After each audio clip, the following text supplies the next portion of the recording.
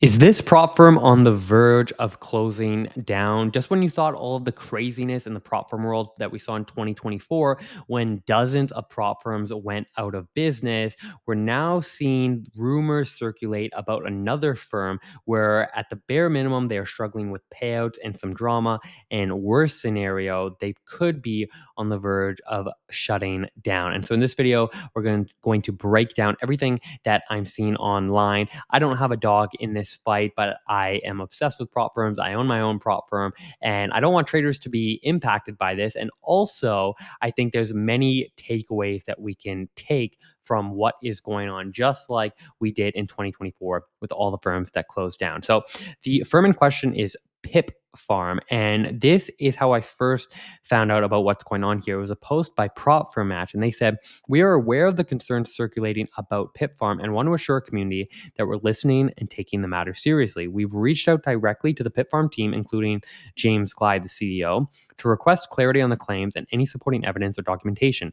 This request was made formally and with urgency. For the meantime, all Pip Farm offers listed on our site have been temporarily paused until the matter is resolved. We will share any verified updates as soon as we receive a response. Our priority is and always will be the protection of traders and the integrity of the prop firm space." So pretty serious message, but also a little bit vague of saying to request clarity on the claims and any supporting evidence or documentation. So a little bit vague in terms of whether it's about payout denials or some other drama that's going on. And we're going to dig into it a little bit more. If we scroll down to some of the comments, talking about other prop firms saying good work, appreciate that, crazy stuff. So if we come over here, this is where it gets really interesting, where it's this post by Adam Cred, who, I don't know this account, but he says this is going to be a long post. "I sat on this information for too long, and I don't think I can anymore. I always considered James Glide, the CEO of Pit Farm, a good friend, so I was happy to join the team in May. I joined up for any kind of management role, and James told me he wanted to fix client management. In his own words, the team was being too invasive and acting like the FBI with clients. When I asked to join, my first task was to fix client experience." He goes on to say, "By the end of June, I had learned many things that didn't sit right with me. Deliberate interview requests used to delay payouts by weeks." So this could be in connection to what Prop for Match said of having payout delays. They didn't say that, but it could be in relation to payout delays. "Introduction of unnecessary rules designed to frustrate traders." And then this one is the most interesting. He said, James himself admitting he shares client data with 14 other prop firms, and then he lists E8 Markets, Think Capital, Blue Guardian, Aqua Funded. But he says there's 14 firms in a WhatsApp group. They reconciled statements of clients across firms and then forced interviews afterwards. The data was already obtained illegally, but they still asked clients for proof just to make it look voluntary. Now, this is not the first time on Twitter that we have seen clients and traders mention a WhatsApp group with a variety of prop firm owners.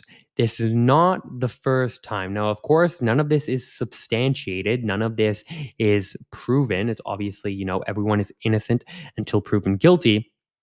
This could be completely false, but he is saying a pretty serious accusation of firms, including Pip Farm, which is the firm in question here, of sharing data with multiple firms. So he ended up leaving the company, and he said enough is enough. James has proven himself the opposite of what he pretends to be. Once the facade is gone, he's filthier than any other scam prop owner. So really some aggressive language there. And this is in relation to this post by Anna Skender, who said, "Update for transparency. The payout post on Pip Farm where I left my comment has now been deleted. Here," she said, "congrats to the traders who got paid. I'm still waiting on an outstanding invoice totaling $33,651. This figure includes earlier work completed with payments long delayed." So that is not good. And from what I saw, this isn't a payout delay. She actually did work for the company. If we scroll down here, the plot just continues to thicken because this is really a serious allegation here. Payout denials aside, saying that the owner is sharing private data with other firms, really serious allegation. And the CEO of EA Markets responded saying, We request that you provide proof to substantiate your claim involving E8 Markets. At no point have we spoken with James Glide, nor have we ever shared information about any of our clients with any third party. Your statement is a serious and false accusation that we take very seriously. So they're obviously denying it. Now, if we follow up here on the CEO of E8 Markets on his account, he said, since it's now a public matter, he tags the Pip Farm CEO. So this is getting pretty serious. We have recently disseminated a false and defamatory allegation linking me and E Markets to actions we did not commit. So completely denying those allegations.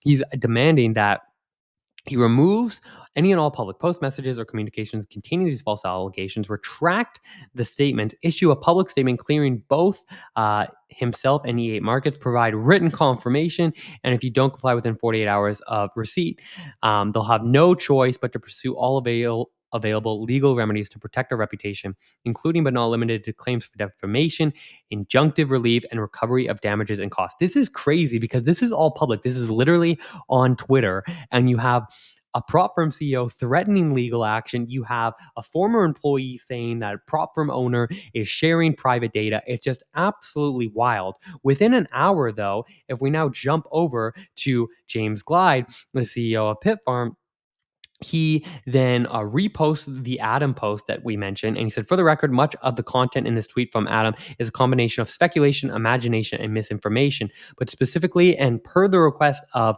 the CEO of E8 Markets, I would like to clarify at no time did Pip Farm, myself, or any representative engage with or share information with Dylan, E8 Markets, and vice versa. Further, we've never exchanged any personal information. So just absolutely wild. And then again, well, not again, but this, yeah. So this is just absolutely crazy, and this is all in relation to the WhatsApp group. But that's not it, because we have other accounts saying that they're on the edge of collapse, and here's what's really going on: fake interviews, random rules, James openly mocking traders behind closed doors, staff salaries delayed for months. So really, a completely wild scenario. If we jump over to Payout Junction, where you can see the payouts that have been processed on RiseWorks wallet, the crypto wallet. Bitfarm is not a small prop firm. They have processed over $2 million in payouts, so we can assume that they've done over $5 million in revenue. They're not a small prop firm by any means. That's a ton of payouts. Their last payout was 2 days and 5 minutes ago, as per this recording. So by no means are they a small prop firm, and they were really gaining a lot in popularity. So this is really some big news in terms of the entire prop firm space. If we come over to their Trustpilot, because it seems like on Twitter, all of the drama is mostly related to sharing of data, and maybe less so concerning payouts, which is not the case in 2024 when we saw all the prop firms close down. But you can still see here, if we go to 3 days ago, okay, this is a spread complaint. Thanks to the CEO. Good conditions, 3 stars. They closed position 10K account. So there's not stay away. So there are negative reviews, but it's not okay. There's quite a few negative reviews, but not all. There's not 50 reviews from today saying denied payout, denied payout, denied payout. So it's not totally clear. So the question is, this obviously will have to sort itself out. Do your own research. I don't have a dog in this fight, but it's really interesting to see, how prop firms are sort of handling this situation on Twitter, how the CEOs are dealing with it. Never a dull moment in the industry, but again, for traders that are impacted, in 2024, it was so obvious to avoid the firms that were having issues because they were running 50% discounts. They were running challenges cheaper than everyone else in the industry. The CEOs were getting into all sorts of fights on Twitter, just all sorts of nonsense. And if you come here, again, nobody knows what's actually going to happen, but you can see, right? 50% off discounts, 100K challenges for $250. FTMO sells a 100K account for $619 US. So, you can put that into, consideration, and instant accounts for $25. Sure, it's a small account, but it's $25. And I say this all the time. If you're the type of trader that actually wants to get paid and not have to worry about a prop firm actually paying you out, don't go for the cheapest prop firm. Price is usually a good indication of quality. If it's cheap, you're going to run into problems, whether it's with denied payouts or just terrible spreads or just all sorts of problems. And this isn't me just speaking out of my, what. There's a huge track record of this happening across the entire industry.